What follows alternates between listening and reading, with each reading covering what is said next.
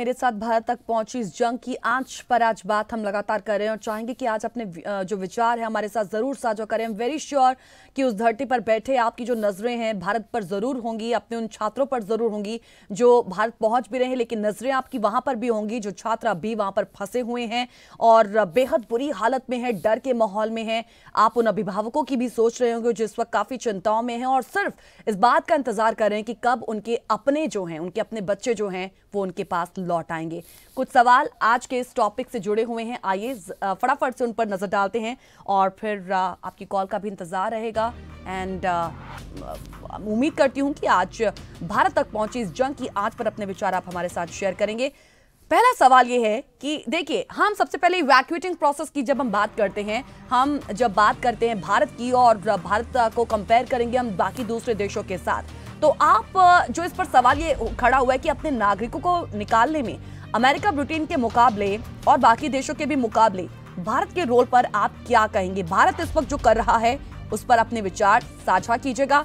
भारत को क्या करना चाहिए, आप उस पर भी अपने विचार साझा कर सकते हैं। So do call us and share your opinion on this question कि what would you say about India's role in evacuating its citizen?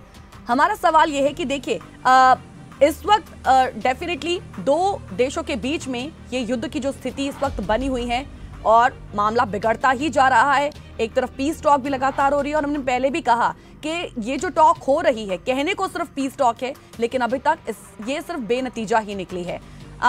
लगातार हमले हो रहे हैं, लगातार यूक्रेन के अंदर सेना जो है, रूसी सेना जो है वो बढ़ती चली जा रही है, बम धमाके और ज्यादा बढ़ते चले जा रहे हैं और ऐसे में नुकसान, जान माल का नुकसान काफी हो चुका है। इस मिलिट्री ऑपरेशन में काफी लोगों की जान जा चुकी है, कई सैनिक मारे जा चुके हैं, रूसी सैनिक भी और साथ साथ यूक्रेनी सैनिक भी। भारत की जब बात आती है इस युद्ध के बीचों बीच, भारत दुनिया की इन बड़ी शक्तियों के बीच क्या आपको लगता है कि बैलेंस बनाए रखने का अभी तक इसने काम किया है या फिर संतुलन स्थापित ये कर पाएगा? सवाल ये भी है कि यूएन में भारत के रुख को आप कैसे देखते हैं? क्या ये रुख सही है? भारत के रुख से बड़ी है यूक्रेन में रह रहे भारतीय छात्रों की मुश्किलें। सवाल ये भी है कि यूक्रेन में पढ़ने वाले बच्चे और उनके भविष्य के संकट पर अब आप क्या कहेंगे? फिलहाल एक कॉलर इस वक्त हमारे साथ जुड़े हुए हैं, आइए जानते हैं उनसे उनकी राय। Good evening sir, welcome to Straight Talk. Good evening ji, कैसे हैं आप? बढ़िया सर, बढ़िया। हम होप कि आप भी अच्छे होंगे। चलिए जी, मैं दो चार बातें रखना चाहता हूँ। Definitely sir, go ahead. एक तो मैं ये कहना चाहता हूँ कि कूटनीतिक मतलब डिप्लोमेटिक तरीके से थोड़ा सा फेलियर मैं देख रहा हूँ, क्योंकि पहली बात यह है कि जो रशिया का स्टैंड है, हाँ जी, वो ये है कि यूक्रेन को वो अपना बैकयार्ड समझती है, वो कि वाजिब है अगर आप जैसे पाकिस्तान में अगर कोई बेस बनाना चाहे, हाँ जी, तो भारत को आपत्ति होगी। हाँ हाँ, तो उस तरीके से अगर यूक्रेन नाटो का मतलब है North Atlantic Treaty Organization, so North Atlantic अगर आप जियोपॉलिटिकली देखें, हाँ जी, उससे कोई वास्ता है नहीं यूक्रेन का, बहुत मीलों दूर है नॉर्थ अटलांटिक से। सो यूरोपियन यूनियन का ये कहना कि भाई हम यूक्रेन को हम नेटो में लेंगे, हाँ जी, इसका कोई मतलब नहीं बनता है। तो इस हद तक मैं रशिया के साथ हूँ कि जैसे भारत नहीं चाहेगा कि पाकिस्तान या बांग्लादेश में कोई आके यहाँ पे बेस बनाए, उसी तरह, क्योंकि अगर मतलब नाटो में शामिल होना मतलब उनकी ट्रूप्स आ जाएंगी वहाँ पे यूक्रेन में जी, तो रशिया कोई नहीं चाहेगा। तो उस हद तक हम सब उनसे भी सहमत हैं और इंडिया के स्टैंड से कुछ हद तक सहमत हैं, लेकिन now it has hit too close to home for our comfort. तो हमने जो यूएन में एब्सटेन किया वो मेरे ख्याल ऑन हाइंडसाइड वो गलत है, क्योंकि हम जैसे अहिंसा, India is a non violent country, Gandhi ji के हम कदमों पे चलते हैं, तो उस हिसाब से अभी अगर देखें आप, तो वो अभी सब हम पे उंगलियां उठाएंगे कि भाई भारत जो है एक अग्रणी देश है हम विश्व में, जो कि अहिंसा का पुजारी है। अब हम ये देख सकते हैं कि भाई अभी जो रशिया जो कर रही है वो सरासर गलत है, क्योंकि ठीक है वो वर्ल्ड की नंबर 2 पावर है यूएसए के बाद, चाइना भी उससे पीछे है। अगर आप न्यूक्लियर आर्म्स देखें और यहाँ तक कि कन्वेंशनल आर्म्स भी देखें, आर्टिलरी, इन्फेंट्री सब देखें, उनके एयरक्राफ्ट कैरियर ये सब देखें अगर आप, तो रशिया आगे है चाइना से। जाहिर है। जी जी जी। सो नंबर 2 पावर है। तो अभी वो अपना क्या कह रही है, अपना पावर दिखा रही है कि देखो भाई, अगर तुम हमारे साथ पंगा लोगे तो ऐसा ही होगा। तो लेकिन भारत को सोचना चाहिए कि हमारे इतने स्टूडेंट्स हैं, और जबकि आज एक स्टूडेंट की मौत हो गई है और हम वहां से हमको पिक्चरें मिल रही हैं कि कितना डेवस्टेशन हुआ है उधर। मतलब रशिया की जो बमबारी है अब उस हद तक पहुंच चुकी है जहां की ऐसा मालूम होता है कि उनको जान माल की कोई वो ही नहीं है, परवाह नहीं है। वो अपना जो हम ठान लिया हमने ये करना है तो करेंगे। देखिए, जो शुरुआती वो था, हम उससे सहमत है कि भाई नेटो को इंसिस्ट नहीं करना चाहिए था कि यूक्रेन को हम नेटो में लेंगे, ये सब लेंगे। तो उसमें थोड़ी सी उनको भी समझदारी दिखानी चाहिए थी यूरोपियन यूनियन को। और भारत क्योंकि अहिंसा का पुजारी है, इसलिए एब्सटेन करना मेरे ख्याल ये थोड़ा सा मुझे लगता है कि ये थोड़ा सा कायरता है, क्योंकि आपको मालूम होना चाहिए, अगर आप जानते हैं ठीक है आप रशिया के साथ है, रशिया ने हमको हेल्प किया है, ये सब ठीक है, लेकिन इन टुडेज सर्कमस्टांस आपको देखना चाहिए कि युद्ध तो किसी के लिए भी विन-विन सिचुएशन नहीं है ना, सबके लिए लूज है। युद्ध होगा तो एवरीबडी लूजेस। तो अभी इकोनॉमी, अभी हम उभर रहे हैं कोरोना से, उसके बाद अब एक ये युद्ध, वैसे भी इन्फ्लेशन है, बिल्कुल इंडिया में भी है, हर जगह हो रही है। तो युद्ध के ऊपर से ये सबको सोचना चाहिए था, इंडिया को भी सोचना चाहिए था कि भाई हम अगर एब्सटेन नहीं करते तो शायद रशिया को इतना वो नहीं होता, क्योंकि रशिया अभी भी इंडिया को मानता है, यूक्रेन भी मानता है। यूक्रेन भी कहा कि हम इंडिया से वो करते हैं, पीट कर रहे हैं। लेकिन हमने, मेरे ख्याल से इंडिया ने अपनी जो भूमिका है वो ठीक से नहीं निभाई है। पहले तो एब्सटेन किया है। जो पहला मुद्दा था वो मैं ठीक हूँ, रशिया के साथ सहमत हूँ, अगर कोई भी कहता मैं ठीक है आप ठीक हैं, तो उस समय इंडिया को अपने पावर्स या अपनी जो डिप्लोमेसी है वो यूरोपियन यूनियन के साथ और यूएस के साथ यूज करना चाहिए था। तो यानी कि ये जो पूरा संकट है, यूक्रेन संकट है, इस पर रूस को ही एक तरीके से कहीं नैतिक समर्थन देकर भारत क्या गलती कर रहा है?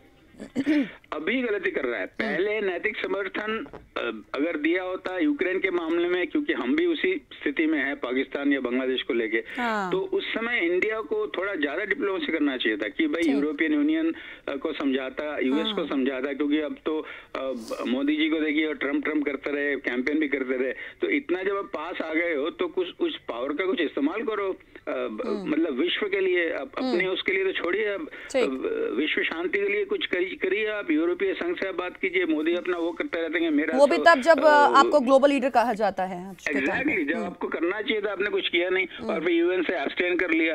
अब सब उंगलियां उठाएंगे भारत पे। हमारी जो एक स्थिति थी नॉन अलाइंड, मतलब नॉन पार्टीजन, वो अब बिल्कुल धूमिल हो गई है। और इस तरह से अब देख रहे हैं हमारे खुद के स्टूडेंट्स अब हो रहे हैं, तो अब रशिया का तो अभी कोई समर्थन कर नहीं सकता इस हालत में कि ठीक है, इनिशियली हम शायद मान जाते, लेकिन उस टाइम हर देश को अपनी डिप्लोमेसी यूज करनी चाहिए थी कि यूरोपियन यूनियन को बताते कि भाई देखो, हम अब इंसिस्ट मत करो कि आप यूक्रेन को नेटो में शामिल करें। अच्छा सर, ठीक है, मैं समझ गई, आप, I agree with you on some points, लेकिन हम इंडिया के रोल जिस तरीके से अपने सिटीजन्स को इवैक्यूएट कर रहा है, आप उस प्रोसेस पर क्या कहेंगे? बिल्कुल ये गलत, comparative to America, China and Britain. तो आपको मालूम था पहले से, आपने एब्सटेन किया, इसका मतलब आपको मालूम था, आपने मतलब कि परोक्ष आपने उसको समर्थन किया, तो आपको मालूम था अगर ऐसी स्थिति आएगी तो पहले से आपको इवैक्यूएट करना चाहिए था। पर जयदीप जी, एक और चीज है, देखिए उस वक्त भी क्या हुआ था कि जब भारत में भी जो यूक्रेनियन बॉय हैं, एम्बेसडर्स हैं, और वहां पर भी जो एम्बेसडर्स हैं भारत के भी, उन्होंने भी उस वक्त जब हालांकि ये युद्ध उस तरीके से शुरू नहीं हुआ था, अगर हम बीते वीरवार की बात करें, थर्सडे की बात करें, तब से ये युद्ध की स्थिति शुरू हुई, तो उसके पहले ही हम देखते हैं कि काफी एडवाइजरी जो है वो भारत की ओर से जारी कर दी गई थी, और तब कहा गया था कि आप जल्दबाजी कर रहे हैं, इतनी स्थिति जो है गंभीर नहीं है, तो आप ऐसा मत करिए। तो ये भी माना जा रहा है एक तरफ की एडवाइजरी भारत की ओर से पहले ही जारी कर दी गई थी, उसके बाद जब युद्ध जैसी स्थिति बनी तब ये ऑपरेशन शुरू हुए, यानी भारत भी अलर्ट था उस वक्त। नहीं, मुझे लगता है कि इवैक्यूएशन पहले होना चाहिए था, क्योंकि आपको मालूम चलना चाहिए कि आपने कितने स्टूडेंट्स हैं। अभी मैं जब देख रहा हूँ कि पोलैंड के बॉर्डर में 10,000 फंसे हुए हैं, तो हम भी तो नहीं ऐसे समझ रहे थे कि, लेकिन इंडियन एम्बेसीज को पता होना चाहिए ना कि आपके कितने स्टूडेंट्स हैं। आप सो तो नहीं सकते आप। ये युद्ध जैसे मामले जहाँ पे आपने एब्सटेन किया, आपको मालूम है रशिया अगर वर्ड्स कम वर्ड्स रशिया अटैक करेगा, अपने वर्चस्व के लिए अटैक करेगा। इतना तो डिप्लोमेसी होनी चाहिए ना हमारे इसमें। ठीक है। अब कह रहे हैं कि अब भाई आप विश्व गुरु हैं, तो इतना भी अगर नहीं करेंगे आप, दोनों तरफ से आपको एक बैलेंस बना के रखनी है। Think about hope for the best but prepare for the worst, that should be, मतलब ये कॉमन आदमी भी जानता है। ठीक है, तो हमारे इतने बड़े पहुंचे हुए लीडर्स क्यों नहीं जानते? और अब जयशंकर तो IAS मतलब IFS में रह चुके हैं, वो फॉरेन मिनिस्टर हैं, उनको ये सब पता नहीं करना चाहिए? अभी they are playing with the lives not only अपने स्टूडेंट्स, लेकिन पूरा जिम्मेदार भी भारत भी है। आप एब्सटेन करके अपनी जिम्मेदारी आप वो कर रहे हैं, आप दिखा रहे हैं कि आप बहुत बड़े कूटनीतिक हैं, लेकिन ये गलती हुई हमसे, बहुत बड़ी गलती हुई है। ठीक है सर, देखते हैं कि बाकी व्यूवर्स का भी इस पर क्या मानना है। Thank you so much for your time जी, thank you so much for calling us. Thank you so much sir. एक छोटे से ब्रेक के लिए रुक रहे हैं यहाँ पर, जो लौटेंगे स्ट्रेट टॉक में। Back after the break, straight talk देख रहे हैं। भारत तक पहुंची इस जंग की आंच पर आज बात कर रहे हैं। चलिए सवालों पर एक बार फिर से नजर डालेंगे, अपनी टेलीविजन स्क्रीन पर वो सवाल छोड़ेंगे और चाहेंगे कि हमारे व्यूअर्स आज इस पर अपनी राय हमारे साथ जरूर साझा करें। जब बात भारत के संदर्भ में हो रही है कि अपने नागरिकों को निकालने में अमेरिका ब्रिटेन के मुकाबले भारत के रोल पर आप क्या कहेंगे? सवाल ये है कि भारत दुनिया की बड़ी शक्तियों के बीच क्या संतुलन स्थापित कर पाएगा? क्या अब तक उसने किया है? रशिया के साथ उसके रिलेशंस की बात हो रही, लेकिन सबसे अहम सवाल जो आज के इस पूरे संकट से जुड़ा हुआ है वो ये है कि अभी तक ये जो इवैक्यूएटिंग प्रोसेस है भारत का, उस पर आप क्या कहेंगे? भारत जिस दिशा में चल रहा है क्या वो सही है? लेकिन अगर आप अपने विचार रखना चाहेंगे कि क्या वो उन्हें करना चाहिए, आप उस पर जरूर अपनी बात हमारे साथ साझा करें। भारत के रुख से क्या आपको लगता है कि यूक्रेन में रह रहे भारतीय छात्रों की मुश्किलें बड़ी हैं? कल भी हमने एक डिफेंस एक्सपर्ट के साथ इस पर एक डिस्कशन किया था और हम ये समझने की कोशिश कर रहे थे, हालांकि उनका ये मानना था कि जो कुछ हो रहा है उसमें एक संयम बरतने की यहाँ पर जरूरत है। कुछ ऐसी वीडियोस है जिन्हें बहुत ही ज्यादा एग्जैजरेट कर जो है वो सोशल प्लेटफॉर्म पर लाया जा रहा है लोगों का माइंड चेंज करने के लिए, लेकिन यहाँ पर धैर्य और संयम बनाने की जरूरत है, जो लगातार भारत सरकार भी कह रही है अपनी एडवाइजरीज में। आज जब खार्किव के बाद कीव में, वहां की राजधानी में, यूक्रेन की राजधानी में खतरा बढ़ने की पूरी आशंका है, तो उसके बाद भी लगातार एडवाइजरी में यही कहा जा रहा है कि संयम बरतने की तरीके से कोशिश करें, पैनिक ना करें। भगदड़ मचेगी तो फिर कुछ भी नुकसान बड़ा हो सकता है।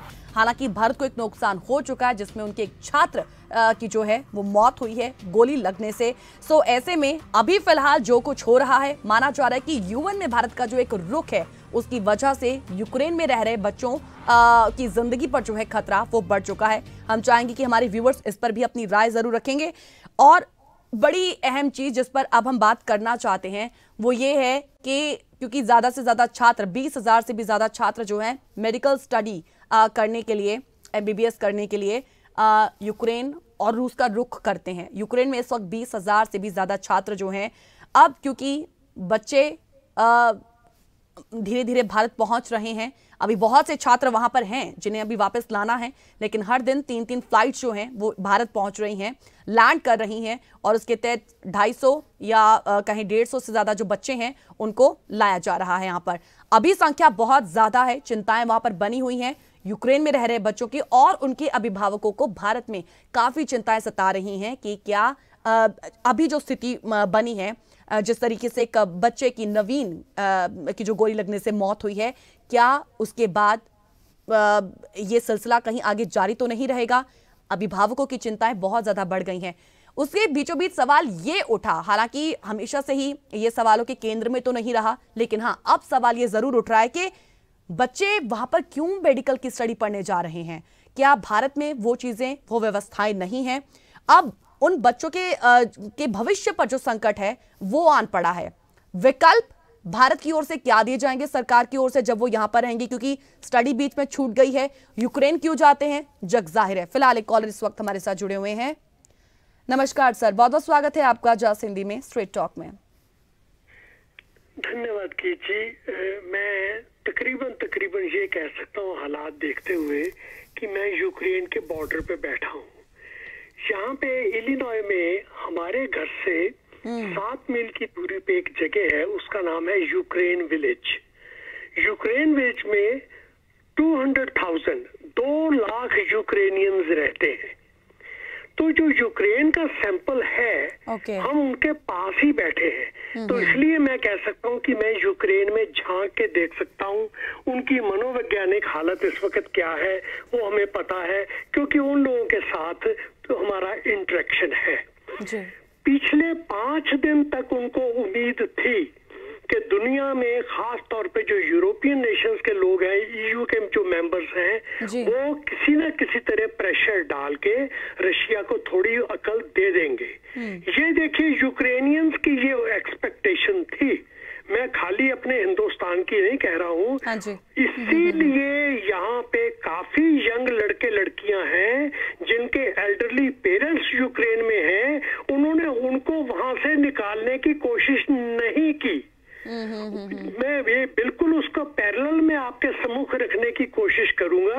उम्मीद है आप वो इजाजत दें। जिस तरह हम भारतीयों का वहां से निकलना उम्मीद रखते थे, उसी तरह ये यूक्रेनियन अपने पेरेंट्स को वहां से निकालने की उम्मीद रखते थे। लेकिन कीजिए 5-6 दिन पहले तक उन्होंने कहा था हमें कोई जरूरत नहीं है उनको वहां से निकालने की। आज से 3 हफ्ते पहले जब अमेरिका ने डिक्लेयर किया था कि हम अपनी सारी एम्बेसी स्टाफ को वहां से निकाल रहे हैं, और 10 दिन पीछे इन्होंने कहा था हम अमेरिकन एम्बेसी के जितने एसेंशियल्स हैं स्टाफ मेंबर, उन सबको हमने कहा है कि पोलैंड पे आ जाओ और पोलैंड से काम शुरू करो, लेकिन यूक्रेन से निकल जाओ।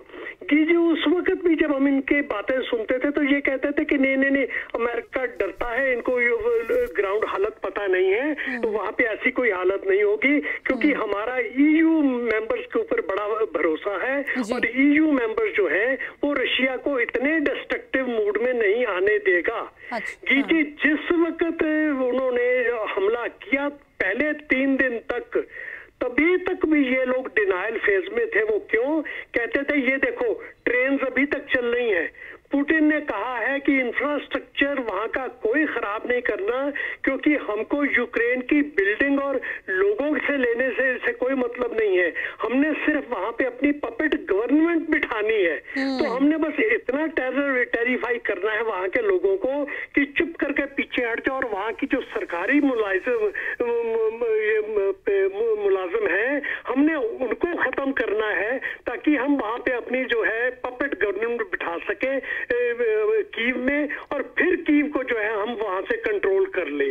इसलिए गीजी उन्होंने वहां की बिजली के ऊपर, पानी के ऊपर, वहां की ट्रांसपोर्टेशन के ऊपर उन्होंने कोई पहले अटैक नहीं किया 3-4 दिन। तो देखिए एज लेट एज 3 दिन पीछे तक यूक्रेनियंस इन चीजों के ऊपर एविडेंस लेके उनको फेथ था, पूरा ट्रस्ट था कि रशियंस आ रहे हैं, लेकिन उनका फोकस सिटीजन्स की जान के ऊपर नहीं है, उनका फोकस सिटीजन्स के माल के ऊपर नहीं है, उनका फोकस सिर्फ सीट ऑफ द गवर्नमेंट के ऊपर है। बस पिन पॉइंटेड ऑपरेशन उन्होंने करना है एंड दैट्स ऑल। इसलिए हमको फिक्र करने की जरूरत नहीं है। फिक्र का मतलब ये है कि इतना पैनिकी होने की जरूरत नहीं है कि हम कीव छोड़ के चले जाए। कीजिए अपनी मुल्क छोड़ना, जो लोग 70 साल से वहां रह रहे हैं, इट्स नॉट दैट इजी। इसीलिए वो इतने यूज टू हो चुके थे टेरर से, ये रशियन टेरर से। एक तरफ रशियन टेरर से यूज टू थे, दूसरी तरफ ईयू से वो बड़े जो था उनको जो फायदा, जो मतलब भरोसा था उनके ऊपर कि ईयू जो है वो उसको इतना आगे नहीं आने देगा। कीजिए मैं अगले मुद्दे पे आता हूँ। वहां से आज हिंदुस्तानियों को निकलने में 3 हफ्ते से दिक्कत आ रही है। नंबर 1 आप भी अच्छी तरह जानते हैं, इन बच्चों के पास ना तो टिकट के पैसे थे उस वक्त। गीची 3 हफ्ते पहले कोई इंटरनेशनल कंट्री, चाहे आप इंग्लैंड ले लें चाहे कोई ले ले, किसी कंट्री ने अपने प्लेन्स स्पेशल इवैक्यूएशन के लिए कीव में नहीं भेजे। जी इसलिए अगर कोई कहता है, भारत को दोष देता है कि भारत को ये करना चाहिए वो करना चाहिए, they are the people with poisonous thoughts, they are people with anti India attitude. ये एंटी इंडिया एटीट्यूड जो है इन लोगों का, बाहर बैठ के जब ये लोग बोलते हैं ना, इस चीज का बड़ा डिमोरलाइजिंग इफेक्ट होता है उन इनोसेंट इंडियंस के ऊपर जो भारत में बैठे हुए उम्मीद करते हैं कि यहाँ से लोग सेंसिबल बातें किया करेंगे भारत के अपेक्षा में। Ji sir, let just not criticise anyone. हाँ, बिकॉज देखिए, क्योंकि सर ये सवाल यहाँ पर भी लगातार उठे हैं सोशल प्लेटफॉर्म पर कि एक तरफ यहाँ पर सराहा जा रहा है कि ऑपरेशन गंगा जो शुरू किया गया उसके तहत सरकार ने जो कुछ काम किया, इनफैक्ट हमने कल भी डिस्कशन इस पर किया था, हमारे साथ जो डिफेंस एक्सपर्ट हमारे साथ जुड़े थे, they were also saying he was also saying कि जो कुछ हो रहा है भारत की तरफ से सरकार जो कर रही है वो अच्छा काम कर रही है। Definitely we are also appreciating them कि वो अच्छा काम कर रही है। लेकिन सर आम सवाल आज ये भी उठे हैं कि जो चीज पहले करनी चाहिए थी वो बहुत देर से की है। आप सर इस पर अपने विचार रखिए। जी, ग्रुप कैप्टन डी.के. पांडे साहब कल आपके साथ बात कर रहे थे, पौना घंटा मैंने उनके विचार सुने। He was a dart on the spot. उन्होंने कहा कि ऑपरेशन गंगा जो है ठीक वक्त पे शुरू हुआ है। गीत जी, मैं फिर वही कंपैरिजन करूंगा, लास्ट टाइम करूंगा, इजाजत देना। यहाँ पे बैठे हुए यूक्रेनियंस अपने माँ बाप को वहां से निकालने के लिए तैयार नहीं थे। वो कहते थे the reality on ground is such, everything is under control, train चल रही है, यही कहा गया चल रही है, पानी बिजली चल रहा है, our parents are safe over there. ये यूक्रेनियंस कह रहे हैं। यही थिंकिंग शायद भारत में भी होगी, क्योंकि उनको भी ईयू के ऊपर उतना ही फेथ था जितना यहाँ के यूक्रेनियंस को ईयू के ऊपर फेथ था। तो गीजी, जब आप 7-7, 10-10 हजार मील एक दूसरे से दूर बैठे हैं, तो उस वक्त आप केवल ये रेडियो तरंगों से जो संदेश आते हैं, आप उसी को एनालाइज करके उसी के बेस पे आप अपना काम करते हैं। तो मैं आपको बताऊं कि आज इस वक्त पोलैंड ले लीजिए, हंगरी ले लीजिए, रोमानिया ले लीजिए, उन कंट्रीज में सिवा भारत के और किसी देश के प्लेन जो है इवैक्यूएशन के लिए नहीं पहुंचे। बिल्कुल, I totally agree with this. जी, आपने कहा था कि ऑपरेशन गंगा के प्लेन आए लेकिन देर से आए।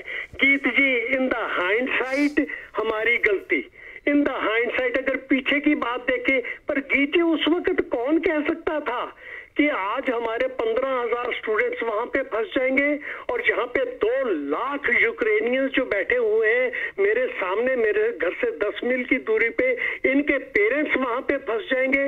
जी, अब यहाँ से फेडेक्स के प्लेन और यूपीएस के प्लेन्स यहाँ से शिकागो से जा रहे हैं यूक्रेन, उधर रोमानिया की तरफ। ये गीजी फेडेक्स, ये माल के प्लेन है, इसमें पैसेंजर नहीं बैठ सकता। ये क्या करने जा रहे हैं वहां पे? ये गीजी लेके जा रहे हैं यहाँ पे बेबी फूड, बेबी डायपर्स और गर्म कपड़े उन अपनी फैमिलीज के लिए, क्योंकि वहां पे जो बच्चे वगैरह हैं छोटे, उनके लिए वहां पे इन चीजों की कमी महसूस हो गई है। तो ये चीजें वहां, यहाँ से ये शिकागो से ले जाके ये वहां पे उनके बॉर्डर पे ड्रॉप कर रहे हैं, हंगरी, रोमानिया और पोलैंड से। वहां से फिर वो जो सोल्जर्स हैं यूक्रेन के, वो सोल्जर्स इन सप्लाईज को अपनी कंट्री के अंदर लेके जाएंगे और वहां जो लोग फंसे हुए हैं उनको वो मुहैया करवाएंगे। तो ये पॉइंट ये है, इसी तरह भारत कर रहा है। भारत भी अपने प्लेन जो है, अब देखिए इंडियन एयरफोर्स के प्लेन तक वो इन्वॉल्व कर रहे हैं इवैक्यूएशन के लिए। तो ऐसा है कि आज से 10 दिन पहले उम्मीद नहीं थी किसी को कि ईयू जो है, अब मैं ये कहूंगा, EU chicken out, America chicken out. इन्होंने आंखें भी नहीं दिखाई। इन्होंने तो 3 हफ्ते से ये कहना शुरू कर दिया था मिस्टर बाइडेन ने, we will not have any boots on the ground, हमारा कोई सोल्जर मैदान में नहीं जाएगा। जी, ऐसी बात भारत ने तो नहीं कही। भारत ने तो फिर भी स्टैंड लिया कि भाई हम तो खुद फंसे बैठे हैं, एक तरफ पाकिस्तानी, एक तरफ चीनी, घर के अंदर खालिस्तानी। जी, हालत देखिए भारत की, उसको 3-3 फ्रंट्स के ऊपर मामला संभाल के देश को शांति से बचा के रखा हुआ है। फिर भी उन्होंने इंटरनेशनल फोरम पे आके कहा कि हम न्यूट्रल स्टैंड लेते हैं और हम चाहते हैं कि शांति से आपस से वार्तालाप से बात सुलझा दो। बिल्कुल सतीश जी, डेफिनेटली क्योंकि माना भी जाता है कि हर कूटनीति का एक सबसे बड़ा उद्देश्य जो होता है वो देश से होता है और भारत उसी दिशा में चल रहा है। Sir, I want to put your call on hold because यहाँ पर एक और पॉइंट है जो छूट गया। मैं चाहूंगी कि आप उस पर अपने विचार जरूर रखें, क्योंकि हर दफा आप, क्योंकि मेडिकल से जुड़े जितने भी विषय जब हम लेकर आए उसमें आपने अपनी राय जरूर रखी, सो मैं चाहूंगी कि आप इस पर भी अपने विचार हमारे साथ जरूर साझा करें इफ यू वांट, कि यूक्रेन में पढ़ने वाले जो बच्चे हैं और उनके भविष्य के संकट, क्योंकि अब उनका आन पड़ा है, कि अब भारत सरकार उनके लिए विकल्प क्या रखेगी।